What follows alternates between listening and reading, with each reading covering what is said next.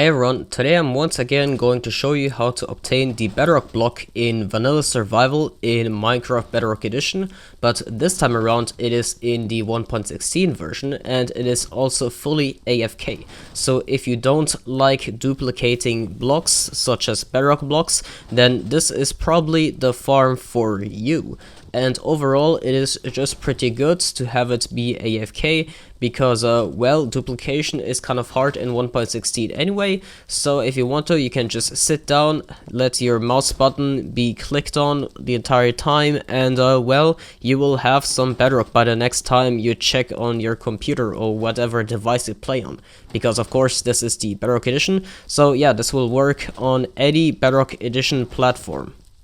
So as you can see, how this works is that I am standing in water. Well, you can see that right now, but basically I'm being held back by a piston before I get pushed by the water, and then eventually I will start to mine the endstone, which then briefly gets replaced with Bedrock. And basically the key concept here is to get the endstone replaced by the Bedrock the moment you would have finished mining the endstone, and this is basically just mining progress transfer, and that way you are able to obtain the Bedrock block. As you can see, we have a hopper minecart here, and it picks up all of the Bedrock blocks for minimal loss.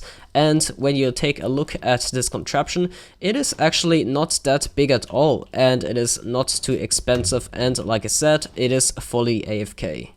This contraption is by no means achieved by me alone, so I did put a lot of work into refining Bedrock breaking techniques that are present in this guide, and well, the majority of this farm is based off of only 21's video, so we'll have that linked in the description, and there's also a variety of other people that have to be credited for their research and contributions in the stuff, and you will find all of that in the description.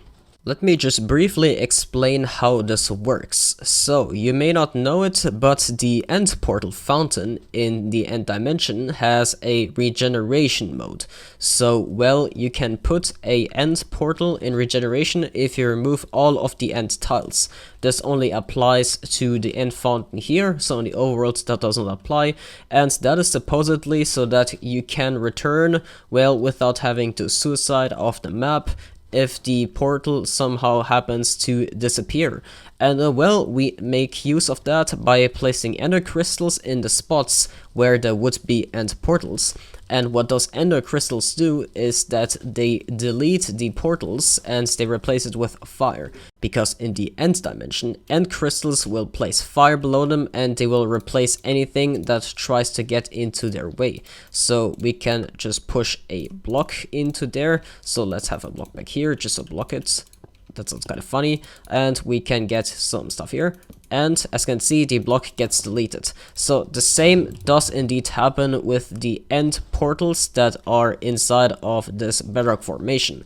And what this does is basically reset the entire structure, and that way we can basically have the endstone that is present here be replaced with Bedrock the moment we finish mining the endstone.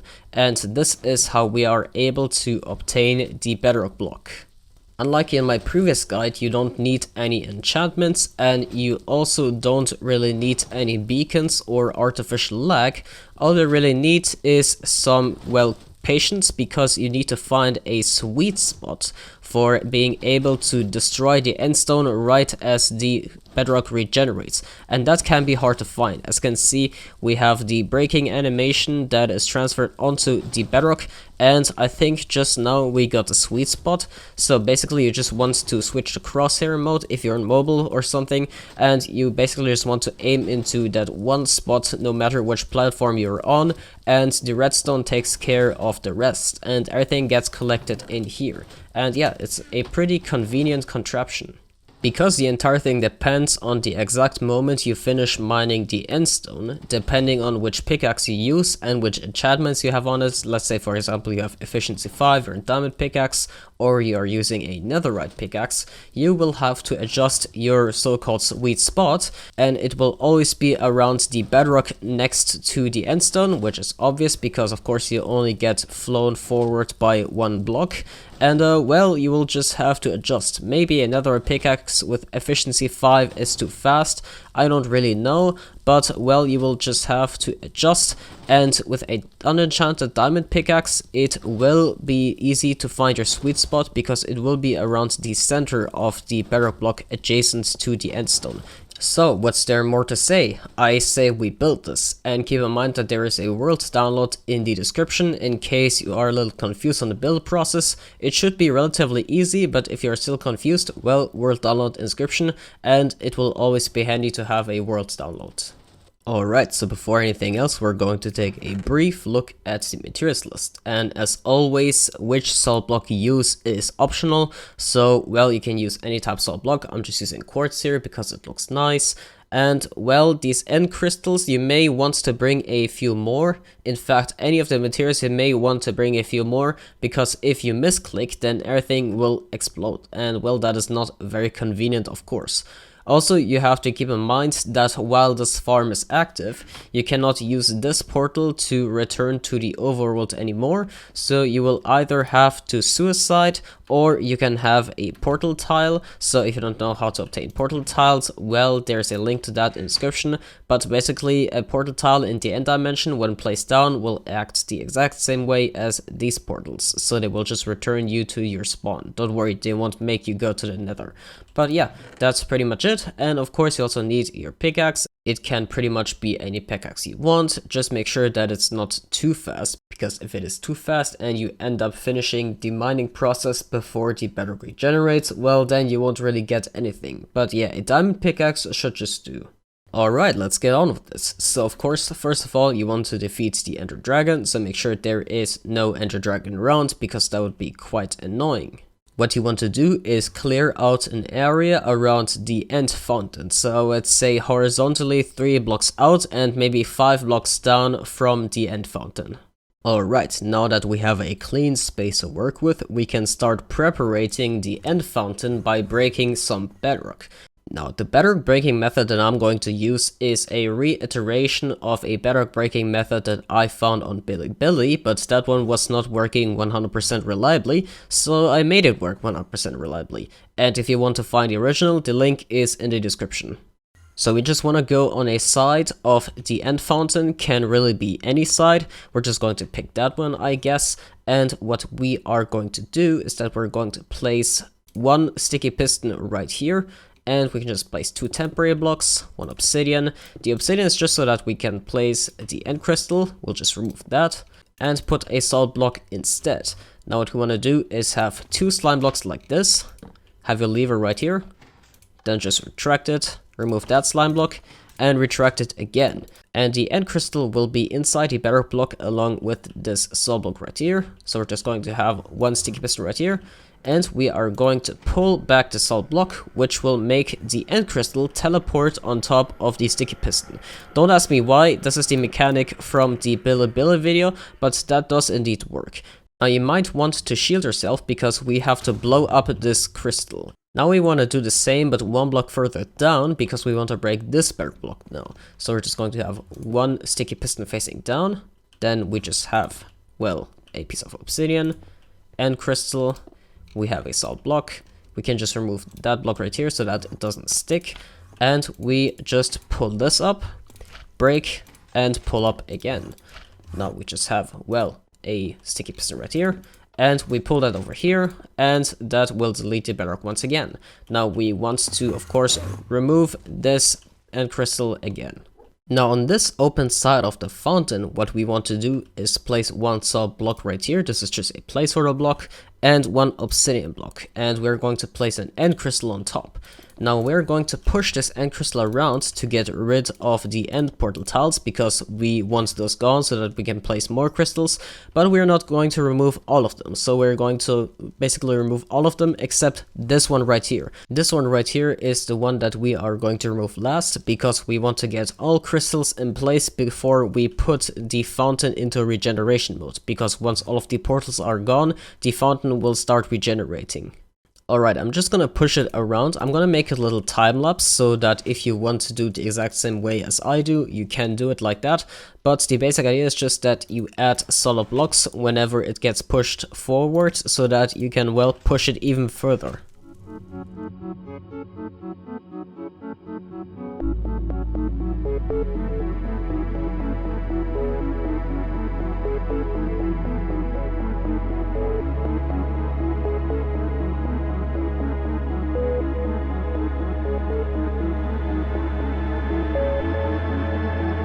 Alright, you want to end this off by having this end crystal next to the portal tile that we're going to leave, and that is because we just want to be able to easily push it in and then quickly place another end crystal so that we are able to place in all crystals before we trigger the regeneration mode. And what we want to do just now is, well, remove all the fire so that we can place in the other crystals. So we're just going to leave these two blocks and we're just going to place end crystals on all of the bedrock blocks. With those crystals in place, we can place the two remaining crystals that are very important for the functioning of this farm. And basically we're just going to remove this salt block along with the obsidian that was next to it, replace the salt block with an obsidian block, and then we can just, well, place an end crystal on top. Now move that obsidian block and you are going to place one obsidian block one block below, and we're going to place an end crystal on top. Now comes the a little tricky part, and what you want to do is have a piston facing this way, and basically you want to push in this crystal, then remove the fire that was left and then place the last end crystal, and that will effectively put the fountain into regeneration mode. So we're just going to have our lever here, we're going to quickly toggle this and then place an end crystal. And as you can see, that piston might get deleted, so yeah, that's why you bring extras, but you will see that the fountain will indeed be in regeneration mode. And an easy way you can test this is by removing endstone, and you will see that it will start reappearing. Alright, now we can start with the farm part. So of course you're going to want to look where you have your double crystals. So this is where you have your double crystals, and here you just want to place one piston facing this way. So when the piston is extended, then the piston arm will be directly below these double crystals, and we just want to have a temporary block and then place another piston like this.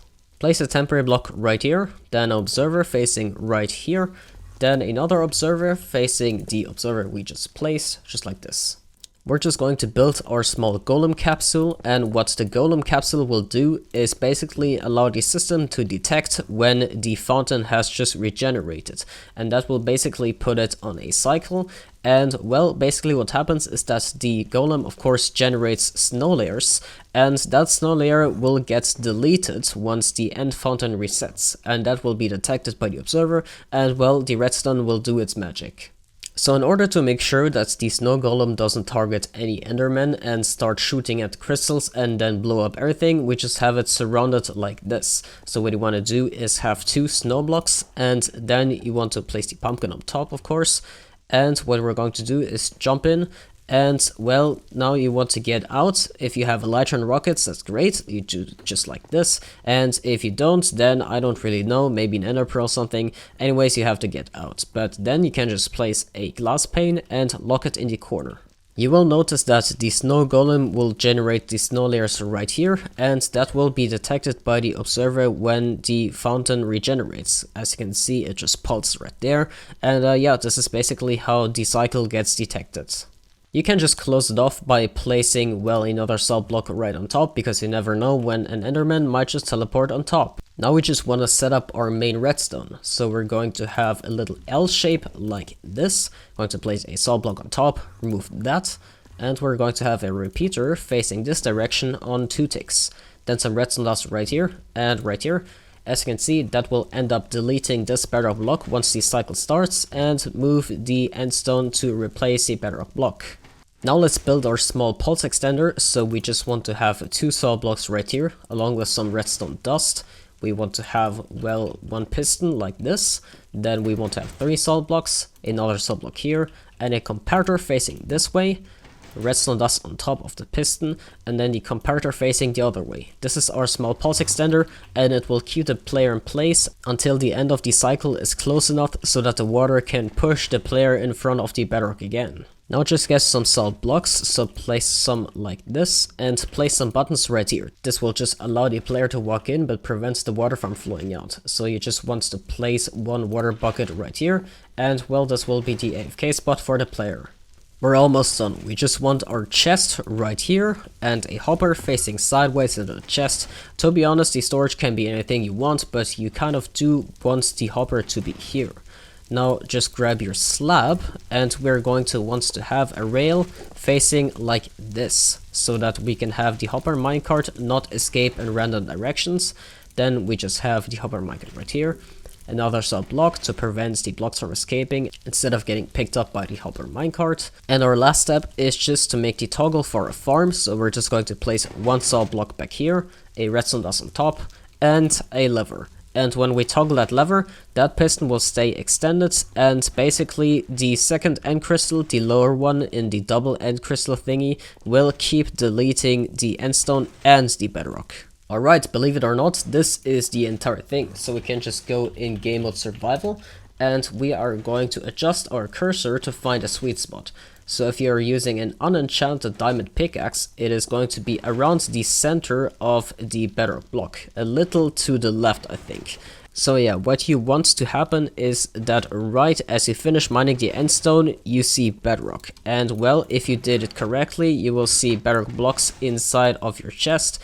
And it takes a little of practice, and it takes, well, patience. And I will see you back once I have the sweet spot. Oh. Looks like we already got some pieces of bedrock, which is great. So yeah, this thing is indeed working, and it is not all too complicated, which is great. So yeah, this is pretty much it, and obtaining bedrock in survival is actually pretty useful. You might not know about it, but with bedrock you can, for example, make wither cages, and wither cages are especially useful because you can automatically break blocks for tree farms and concrete converters and many other things like that.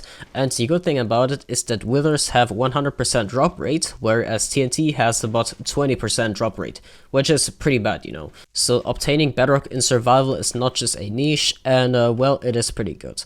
Of course, be careful, however, that obtaining bedrock might not be liked by server admins or whatever, so only do it if you are allowed to. And of course, be careful with the bedrock, because once it's placed, it's going to be hard to remove it.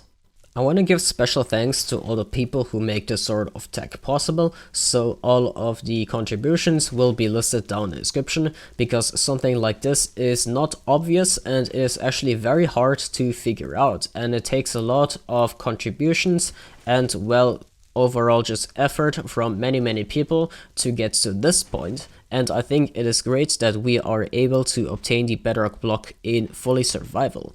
With that being said, I would like to thank you very much for watching, and I hope that you have fun with your bedrock blocks in survival. And well, if you enjoy my content, check out my channel, maybe even subscribe, because I have much more useful stuff like this and just fun technical stuff on my channel, and I'm sure that you will enjoy it. And well, I think that's about everything that has to be said. I hope you enjoyed this video, and well, I will see you around. Bye!